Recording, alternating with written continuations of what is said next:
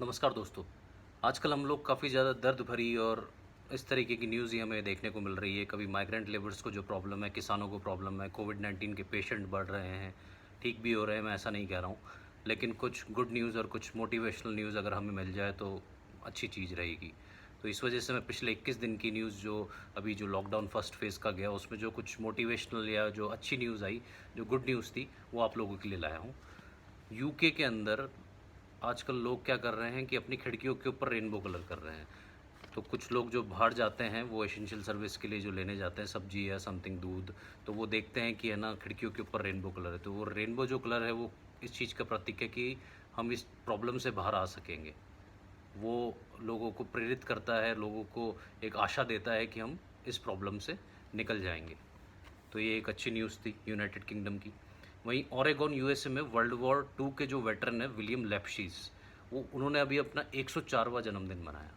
वो corona virus के positive थे, वो ठीक हो गए। तो आप देख रहे हैं कि जब डॉक्टर्स कह रहे हैं कि कोरोना वायरस में सिर्फ बुजुर्गों को ज़्यादा तकलीफ रहेगी या जो 60 साल से ऊपर हैं, ये 104 साल के व्यक्ति ठीक हो रहे हैं, तो डरने की बात नहीं है, डरना नहीं चाहिए।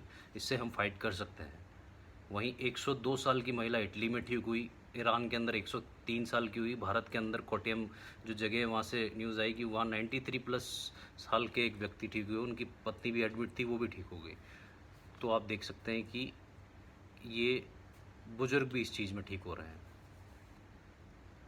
वहीं फार्मूला वन जो है, जिस जो फार्मूला वन रेसिंग होती है, उन्होंने एक ब्रीथिंग एड बनाया है। कोरोना वायरस जो पेशेंट्स हैं उनके लिए उन्होंने एक ब्रीथिंग एड बनाया है। वो ब्रीथिंग एड, वेंटिलेटर की जो कमी आ रही है तो ये ब्रीथिंग एड काम देगा। तो ऐसे समय ब्रीथिंग एड बनाना एक अच्छी मोटिवेशनल बात है और एक पॉजिटिव और एक गुड न्यूज़ है हमारे लिए कि जो यंग और फिट जो पेशेंट्स हैं, कोरोना वायरस जो पॉजिटिव हो जाते हैं, वो इस ब्रीथिंग एड का फ़ायदा ले सकेंगे। और वहीं दूसरी ओर जो सीरियस पेशेंट्स हैं वो वेंटिलेटर को यूज़ लें। तो ये एक अच्छी गुड न्यूज़ थी। वहीं एक और अच्छी न्यूज़ आई वुहान चाइना। आप लोगों ने देखा होगा कि वुहान के अंदर जो ये आउटब्रेक वहाँ सबसे पहले वहीं से शुरू हुआ था, चाइना से, वुहान से। तो वुहान के अंदर भी लॉकडाउन हट गया है।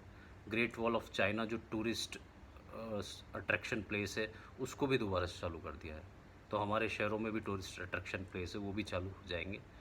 तो आप लोग निश्चिंत रहिए। वहीं आप लोगों ने देखा होगा कि वेनिस जो है इटली के अंदर, वहाँ का पानी की खबर आई कि वो साफ़ हो गया, मछलियाँ दिखने लगी, स्वैन्स दिखने लगी। वहीं गंगा और यमुना की भी खबर आई, गंगा साफ़ हो गई, यमुना साफ़ हो गई। यमुना के लिए खबर आना ये बहुत बड़ी बात है, क्योंकि यमुना और गंगा में इतना पैसा लगाया गया है इनको साफ़ करने के लिए, लेकिन वो जस की तस रहती है।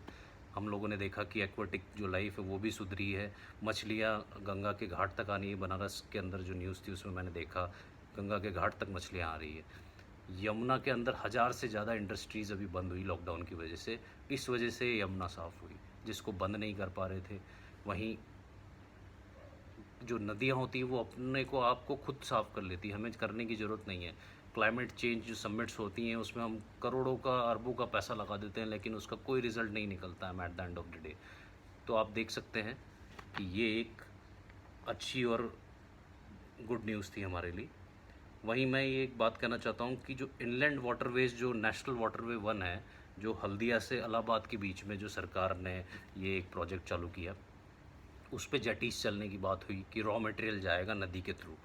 मुझे लगता है कि ये सही नहीं है प्रोजेक्ट, क्योंकि जब हमारी नदियाँ वैसे ही पहले से ही ख़त्म है, अभी ये लॉकडाउन बंद हुआ है तब जाके एक्वाटिक जो लाइफ है उसको थोड़ा सांस लेने को मिला है। तो अगर हम उस पे जेटी चलाएंगे, ऑयल स्पिल होगा, ये सब प्रॉब्लमों का ध्यान रखेंगे, मैं ये नहीं कह रहा हूँ, लेकिन हमारी नदियों को अभी जितना ज़्यादा हम बचा सकें उतना ही हमारे लिए फ़ायदेमंद रहेगा, हमारी आने वाली जनरेशन के लिए और हम लोगों के लिए। लेकिन सरकार ने इसको पास कर दिया है, ये आगे चल ही रहा है प्रोजेक्ट। वहीं मिशिगन के एलन जो मार्शल है, उन्होंने अपने जो उनके पास जो फंड थे, जो उनके पास इनकी सेविंग्स थी, तो ये सिटी में क्या करते हैं, रोड पे खड़े हो जाते हैं पेट्रोल पंप पे, तो जो भी नियर बाय हॉस्पिटल्स की नर्सेज आती हैं उनकी गाड़ी में पेट्रोल भरा देते हैं फ्री। तो अभी तक इन्होंने 70 से 80 व्हीकल्स के अंदर पेट्रोल भरा दिया है और डीजल भी, और $900 तक खर्च कर चुके हैं। तो ये इनका कुछ आभार प्रकट करने का एक ये तरीका है डॉक्टर्स के लिए। हेल्थ वर्कर्स इतना ज़्यादा जो काम कर रहे हैं, उनको सैल्यूट है मेरी तरफ से भी। साउथ डकोटा की एक न्यूज़ आई, वहाँ रिले एंडरसन 12 साल की बच्ची है, उनको मैथ्स में कुछ प्रॉब्लम आई उनके ग्राफ के लिए, तो उन्होंने अपने टीचर को फ़ोन किया, उनका नाम था क्रिस वाबा। तो वो टीचर क्या है बाहर आए और उन्होंने क्या रोड के ऊपर ही विंडो के बाहर से ही एक वाइट बोर्ड लगा लिया, और ऐसी विंडो थी ग्लास की, उसमें से जो बच्ची थी वो देख रही थी और उसमें से पढ़ रही थी। तो आप देख सकते हैं कि कितनी मोटिवेशनल न्यूज़ है। वो सोशल डिस्टेंसिंग भी फॉलो कर रहे हैं और बच्चों को पढ़ा भी रहे हैं, और टीचर आए भी बच्चे का सोच के। तो ये एक अच्छी मोटिवेशनल न्यूज़ लगी मुझे। वहीं हम लोग क्या है, कितनी भी प्रॉब्लम हो इंडिया के अंदर, कुछ ना कुछ फ़नी चीज़ या कुछ ना कुछ हंसने की और कुछ ना कुछ पॉजिटिव चीज़ ढूंढ ही लेते हैं। छत्तीसगढ़ के जो कपल हैं, उन्होंने अपने बच्चों का नाम कोविड और कोरोना रख दिया। तो जो कोविड-19 बीमारी है, जो पूरे वर्ल्ड के अंदर जो अभी कहर ढा रही है, और जो कोरोना वायरस है, उन्होंने अपने बच्चों का नाम कोविड और कोरोना रख दिया। तो थोड़ी सी फ़नी न्यूज़ लगी, तो मुझे लगा कि आप लोगों को भी ये मैं बताऊं, आप लोगों को पता भी होगा। बेंगलुरु के शेरू शेख हैं, वो जोमेटो के डिलीवरी बॉय हैं।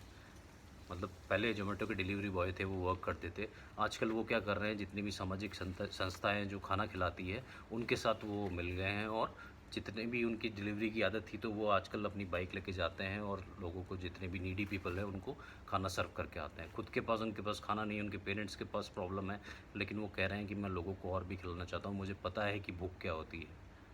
तो अगर लोग ऐसा कर रहे हैं तो उन लोगों को सलाम है।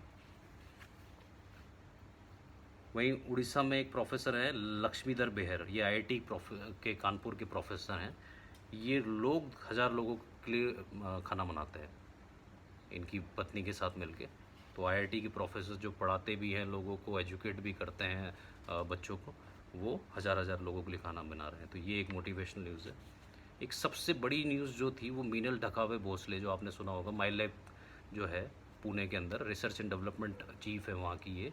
इन्होंने डिलीवरी इनकी हुई, उससे एक दिन पहले इन्होंने कोविड-19 का टेस्ट किट तैयार किया।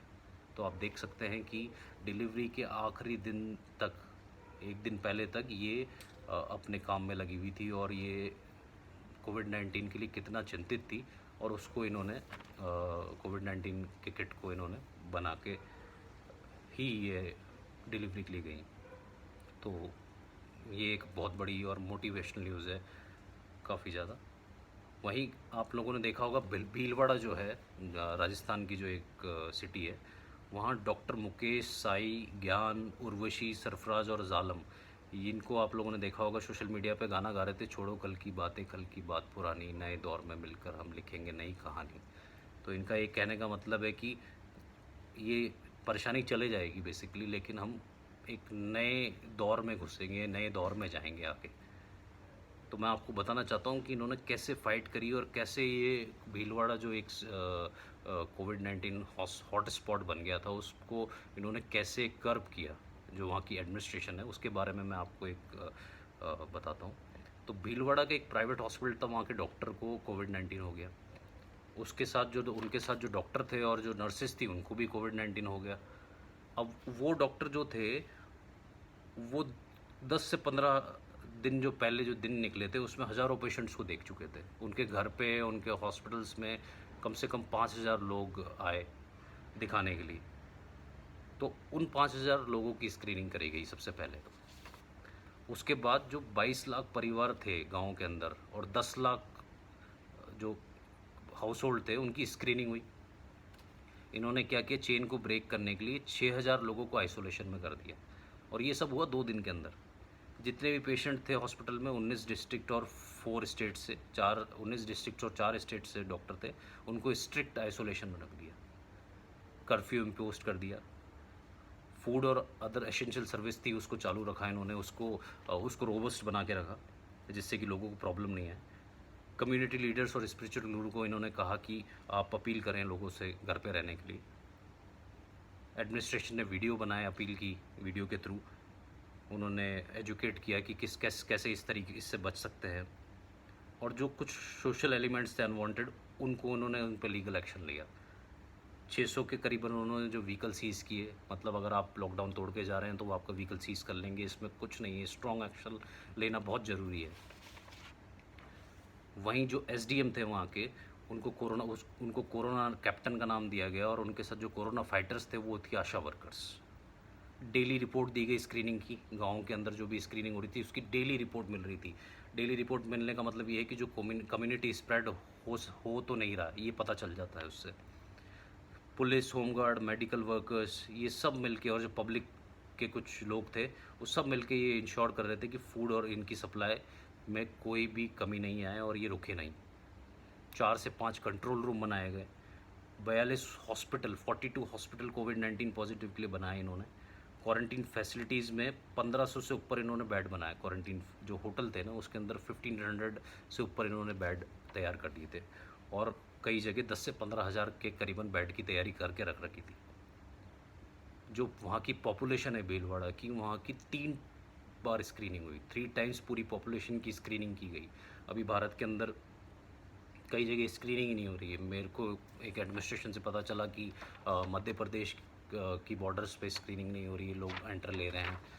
तो ये ऐसी इस चीज़ों को देखना चाहिए, नहीं तो काफ़ी ज़्यादा प्रॉब्लम में आ सकते हैं हम। भीलवाड़ा जैसे स्टेट से हम लोगों को सीखना चाहिए, और अगर किसी को कोई प्रॉब्लम है, किसी एडमिनिस्ट्रेशन को या सरकार को, उनसे बात करके और आगे की तैयारी करनी चाहिए। वहीं 25 से 30 लाख लोगों की स्क्रीनिंग करी, आप देख सकते हैं कितने लोगों की स्क्रीनिंग करी, 25 से 30 लाख की। और अभी कुछ ही दिन पहले एक ही पेशेंट रह गया था, 27 कुछ पेशेंट थे, उसमें से 22 रिकवर्ड हो गए थे। जो वहाँ के जो डिस्ट्रिक्ट कलेक्टर है उनका नाम है राजेंद्र भट्ट, और टीना डाबी भी एडमिनिस्ट्रेशन के अंदर है, जो फर्स्ट रैंकर थी यूपीएससी के अंदर कुछ समय पहले। उनको रिजर्वेशन की वजह से काफ़ी ज़्यादा उनकी लेग पुल किया गया था कि रिजर्वेशन की वजह से उनको कितना प्रॉब्लम, मतलब वो फर्स्ट रैंक लिया ही, लेकिन क्या वो ग्राउंड लेवल पे अच्छा वर्क कर पाएंगी क्या? तो आप लोगों को उन्होंने भी आंसर दे दिया है कि उन्होंने कितना अच्छा काम किया है अभी के समय में। तो मैं यही कहना चाहता हूँ, अगर इस चीज़ को हम हराना चाहते हैं और इस चीज़ से बाहर निकलना चाहते हैं तो हम सबको एक होना पड़ेगा। पहले भी हम एक थे, अभी भी कुछ चीज़ें चल रही हैं जिसको, जो समाज के जितने भी हमारे लोग हैं उन सबको अगर कोरोना वायरस से जंग जीतनी है तो एक होना पड़ेगा। अगर नहीं होंगे तो हम हमारी ही परेशानियों को, हमारी ही प्रॉब्लम को बढ़ा देंगे। तो ये थी आज की कुछ गुड न्यूज़ और मोटिवेशनल न्यूज़। मैं कोशिश करूँगा कि सप्ताह भर में आप लोगों से ये शेयर करता रहूँ। मेरी यही सोच है कि बेसिकली आजकल क्या होता है कि कोई भी डेटा जो आप लोगों को देखने को मिलता है वो मैनिपुलेटिव होता है, और वहीं और फेक न्यूज़ काफ़ी ज़्यादा चलती है। तो कुछ पॉजिटिव और एक तो मोटिवेशनल न्यूज़ मिल सके और एक रियल न्यूज़ मिल सके, तो मैं ये सोच रहा हूँ मेरी तरफ से आप लोगों को देने के लिए, और ख़ास करके इस लॉकडाउन के समय में। तो थैंक यू।